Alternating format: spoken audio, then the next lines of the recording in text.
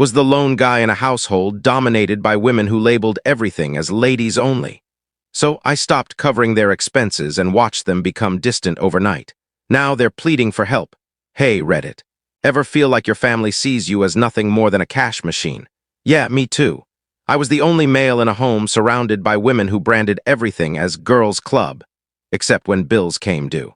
They excluded me from dinners, vacations, and celebrations, but they never forgot my name when rent was overdue or something needed fixing. I stayed silent for years, kept supporting them, kept showing up, until they pushed me too far one too many times, so I cut them off, and their world started crumbling. Here's how it unfolded. I'm Nathan, 28, male, and my entire family, at least the part that still speaks to me, is all women. My mom, 2 older sisters, Amanda and Taylor, 31 and 33, female. 3 aunts, 2 from my mom's side, 1 married in. Basically, I grew up in a female-dominated circle, and not the kind that actually welcomes you. My dad walked out after a messy divorce when I was young, haven't heard from his side since. So, yeah. I was raised as the only guy in a house where I constantly got subtle jabs like, "You're just like your dad," whenever I dared to disagree. My mom has this flip-switch personality, warm one moment, icy the next if you don't toe the line. A few years back, my mom and aunts started these women-only getaways. It began with some film, maybe Wonder Woman or something.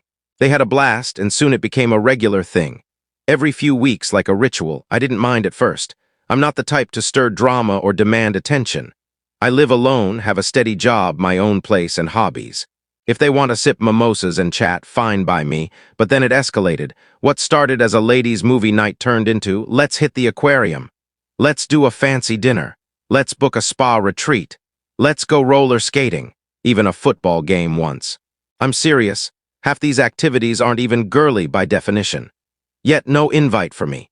Every time they shared photos in the family chat or gushed about how amazing it was, I'd drop a quick, nice emoji and move on. Tried to act unbothered, but I'm not some distant relative or casual acquaintance. I'm their son, their brother, and I'm the one bailing them out more than anyone else. I've been sending my mom cash every month for years to cover expenses. My younger aunt needed help with a car loan. I stepped in. One sister got laid off for 3 months. Guess who paid her rent? Me. I never rubbed it in their faces. I was taught to support family, even when they're frustrating. But they act like I'm irrelevant. My sisters, though?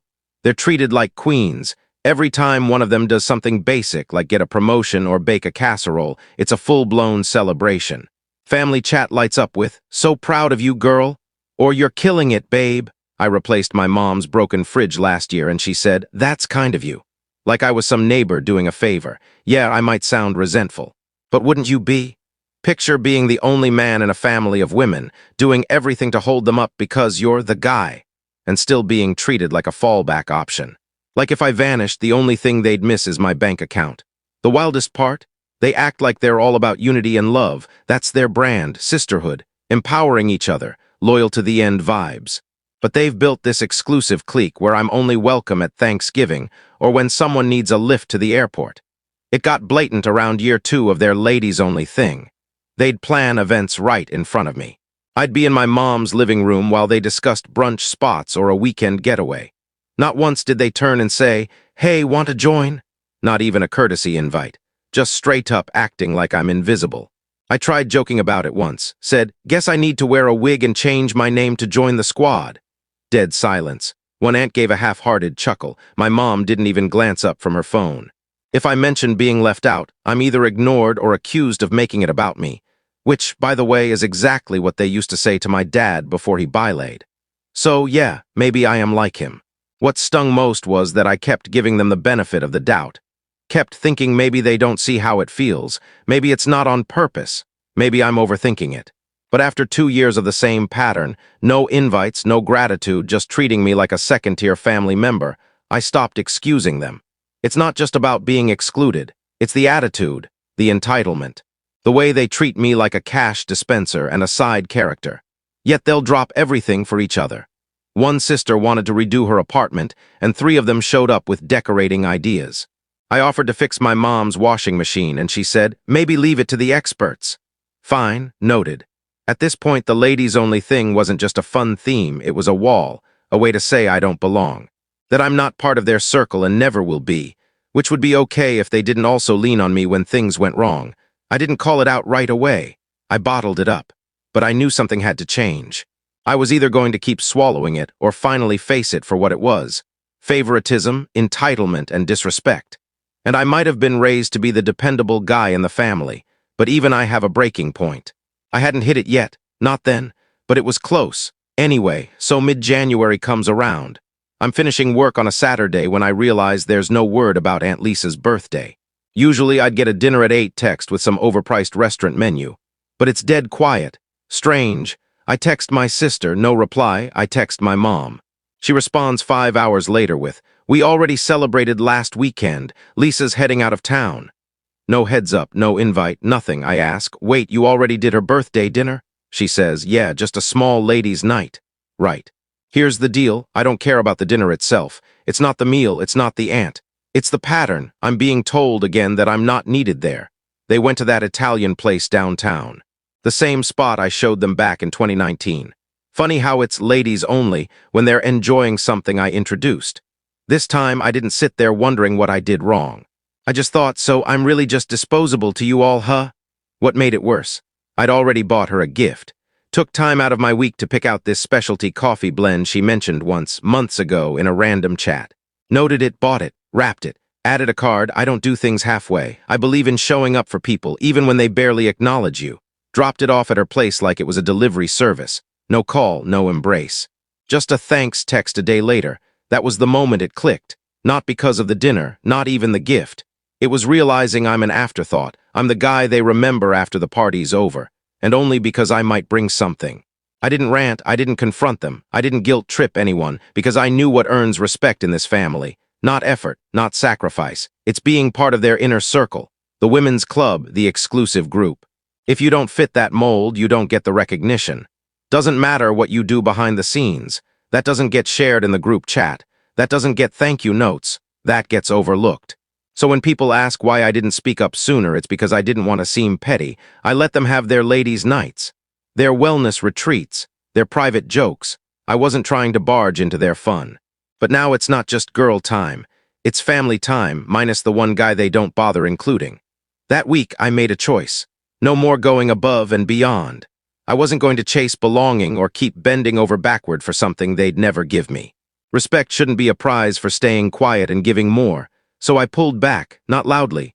Just started saying no more often. My aunt asked if I could fix her porch light. Told her I was busy. My mom needed help with her banking app again. Told her to call customer service. My sister asked to borrow money for the 3rd time this year. Told her I couldn't right now. You'd think I'd committed a crime. Got a snarky, some people change when they're successful text from my mom 2 days later. Didn't bother replying. What I realized is they don't just expect my help. They demand it.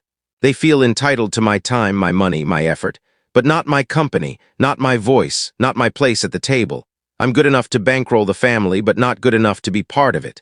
So no, I didn't care about missing the Italian dinner. I cared that I was always the one left out.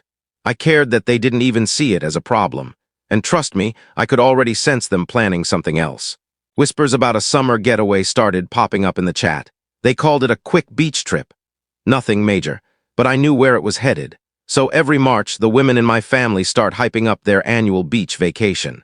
It's a tradition, a week-long rental. Everyone brings something to eat. Some just post photos acting like they cooked. And me?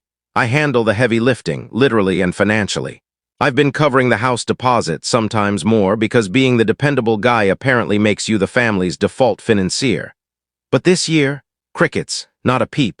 The group chat was oddly silent. At first, I thought maybe they were cutting back, but then I noticed things.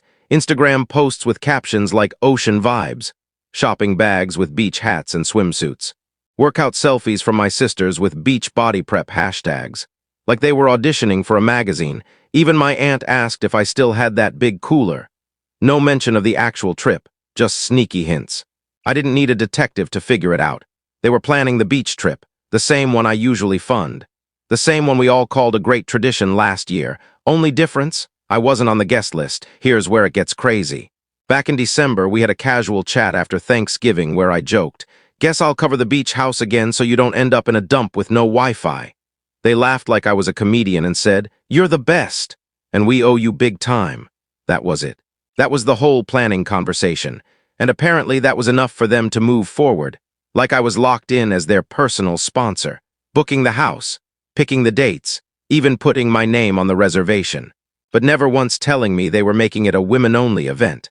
I caught the final clue in a comment my aunt left on my sister's post. "Can't wait for our beach week. Thanks for booking it under Nathan's name." I swear I heard a mental screech. So let me get this clear. They're planning a vacation, without me, using my money under my name, and had no plans to tell me until the payment cleared. That's not family, that's a scam in sandals. At this point, I wasn't even mad. It was almost funny. Like watching kids try to pull off a heist with glitter and a toy badge, just bold enough to be ridiculous.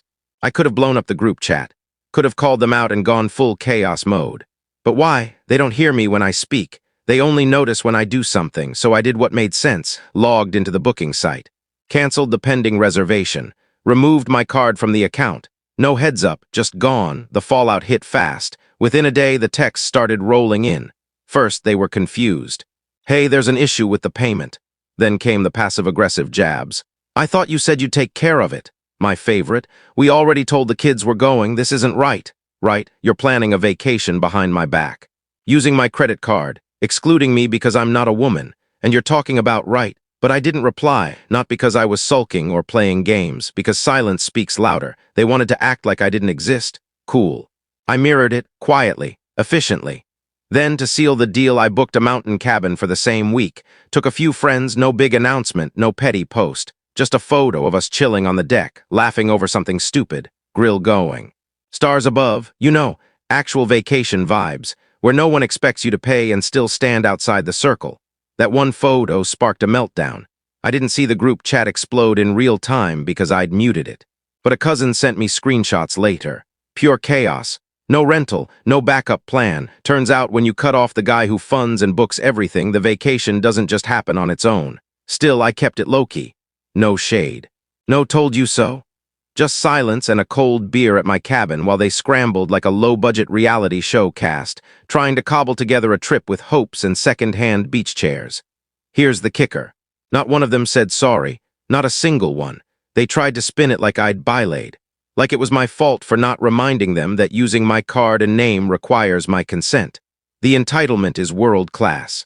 They don't respect me, but they expect me to keep playing the invisible donor to their good times. And when I don't, I'm the problem. No, they wanted a ladies' trip. They got one. Just not the luxury version they're used to. Because that version needed me, so after the vacation mess I didn't make a fuss. Didn't send long texts explaining myself or drop snarky lines in the chat. I just stopped engaging.